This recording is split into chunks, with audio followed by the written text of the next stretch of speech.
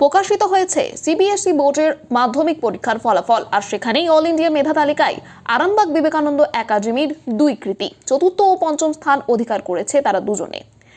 চতুর্থ স্থানে রয়েছে উৎসব মিত্র, প্রাপ্ত নম্বর 497। বাড়ি আরামবাগের প্রান্তিক পল্লীতে, বড় হয়ে সে চিকিৎসক হতে চায় এমনটাই ইচ্ছা প্রকাশ করেছে সে। তার সাফল্যে খুশি পরিবারের সকলেই।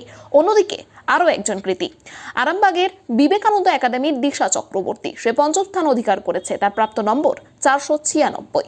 বড় হয়ে যেই মেন্স ক্র্যাক করতে চাই বলে ইচ্ছে প্রকাশ করেছে সে। তার সাফল্যে খুশি পরিবারের সদস্যরা। এই বিষয়ে আরো কি জানা যাচ্ছে দেখুন বিস্তারিত 24 আওয়ার্স আরামবাগের রিপোর্ট।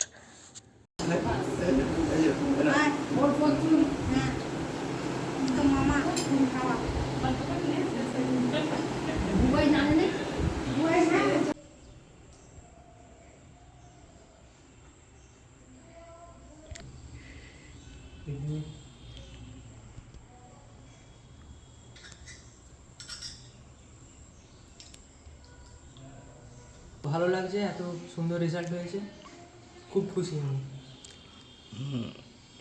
কখন জানতে পারলে তোমরা?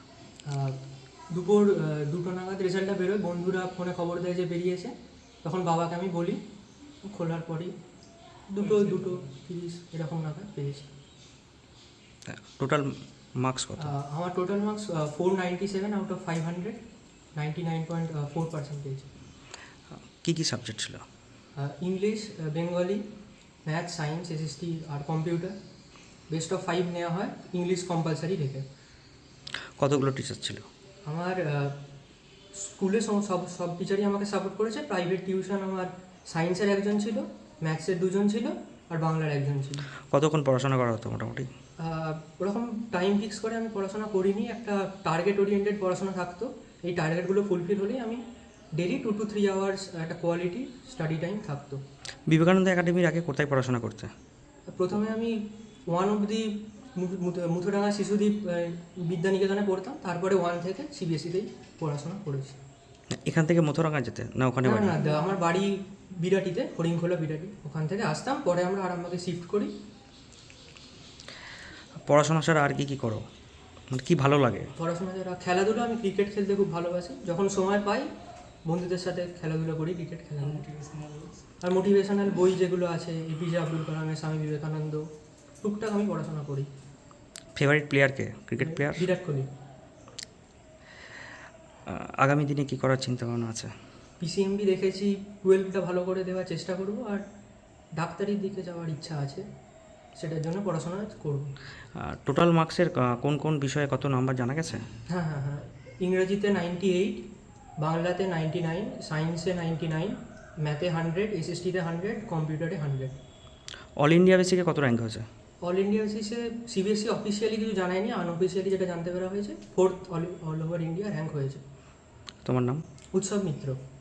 আর খুবই আনন্দ হচ্ছে, যেহেতু আমি বাড়ির সকলের স্বপ্ন পূরণ করতে পেরেছি, সেই দিক থেকে দেখতে গেলে খুবই আনন্দ হচ্ছে। কত র্যাঙ্ক হয়েছে? অল ইন্ডিয়াতে আমার 5th র্যাঙ্ক হয়েছে, 496 আউট অফ 500। কত ঘন্টা পড়াশোনা করো? আমি ডেলি প্রায় 8 ঘন্টা পড়াশোনা করি। টিচার আমার প্রত্যেকটা সাবজেক্টেরই বলতে গেলে একটা করে টিচার ছিল, সেই হিসেবে আগামী দিনে কি হওয়ার? আমার যেই অ্যাডভান্স ক্র্যাক করার স্বপ্ন আছে, আইআইটি। আর তার আগে অবশ্যই এইচএসটা ভালোভাবে দেওয়ার ইচ্ছা। পড়াশোনা স্টার্ট হয়ে গেছে? হ্যাঁ, স্কুল কতটা support করে? স্কুলের সাপোর্ট সবসময় 100% ছিল। স্কুলের সবাই আমাকে অত্যন্ত ভালোবাসে, আমিও স্কুলকে ভীষণভাবেই ভালোবাসি। প্রায় প্রত্যেক দিনই স্কুল গিয়েছি।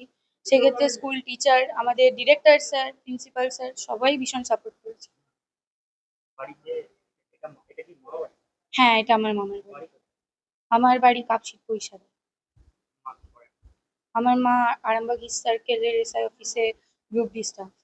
মা বাড়িতে কতটা খুশি? এখানে অনেক মানুষজন। হ্যাঁ, এখানে মামার বাড়িতে আমার সবাই খুবই খুশি। তো অবশ্যই সবারই একটা স্বপ্ন ছিল, সেটা যেহেতু পূরণ হয়েছে, এখানে সবাই ভীষণভাবেই খুশি।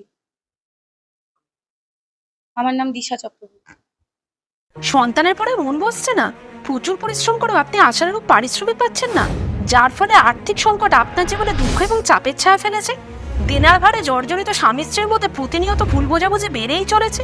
নতুন বাড়ি কিনেছেন, কিন্তু সেই স্বপ্নের বাড়িটা যেন আরো দুর্ভোগ নিয়ে এসছে আপনার জীবনে। আপনি ভাবছেন সস্তায় পাওয়া বাড়িটা নেওয়াটাই কি সঠিক সিদ্ধান্ত ছিল?